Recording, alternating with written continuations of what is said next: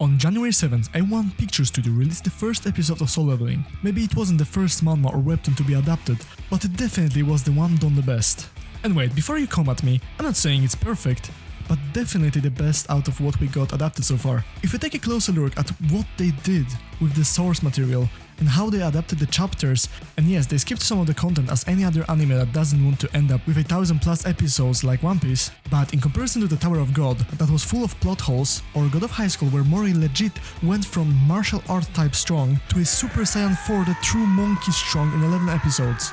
Even though in the manhwa it took him more than 100 chapters to achieve the same level, is simply insane. Solo Leveling adapted 45 chapters in the first season, making it 3.75 chapters per episode, where in God of High School they used 9.33 chapters per episode, which affected the story drastically. We also have these ones, but we're not gonna talk about them, as they're not worth our time. Or maybe besides these three. Anyways, thanks to the fact that A1 Picture Studio listened to the feedback of the fans and maybe, just maybe, got scared of the death threats after they wanted to make Son Jinwoo a Japanese hunter and basically switch South Korea with Japan, just maybe though, in the end we got what we wanted, and even though some material got lost on the way, it's still a great adaptation. With an art style similar but different to our typical anime, and animation on a god tier level, they set the bar real high, which let's hope will be a motivational boost for the adaptation that we'll get in the upcoming years. Solo Leveling made animation studio broaden their horizons and start seeking content outside of Japan. Thanks to that we got things like Rick and Morty and Suicide Squad adapted into the anime.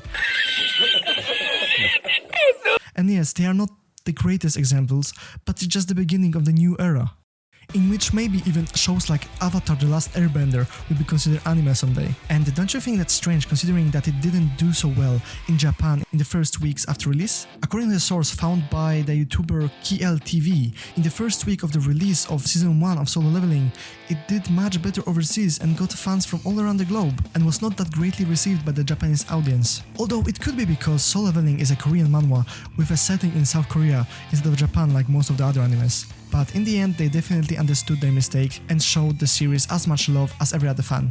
Let's go back to what makes this series great. For example, the fact that this is a series that the dubbed version competes with the sub version is not an often sight. Some people might even say that the English dubbed version is better. Wiki. I personally think that both the Japanese and English voice actors did a hell of a job, especially these two. Ban Taito and Alex Lee put their souls and blood into the role of Son Jinwoo, literally. The crazy part is that Solo Leveling is nothing new, but it's done in the best way possible.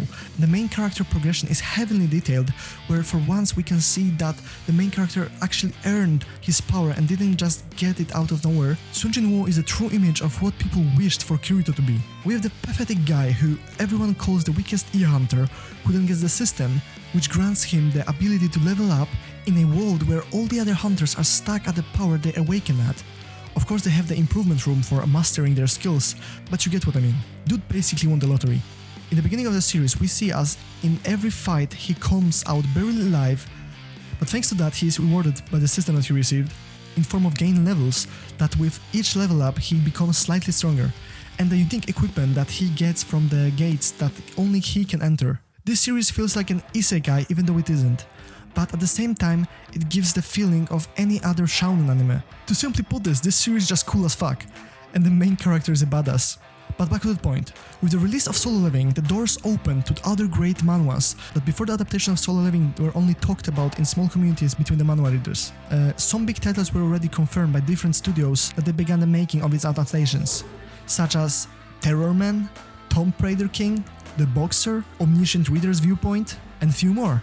With the recent years, the anime industry has changed and gained a much bigger popularity worldwide. It's changed from something that people call you weird for watching to something people can relate to and watch even by some of the biggest celebrities. Even the older generations can find the enjoyment in watching these shows that a lot of people just see as cartoons and compare them to things like Tom and Jerry or Clarence. Even some of the American cartoons have shown us anime references. Shows like Gumball, Regular Show, or some of the newer ones.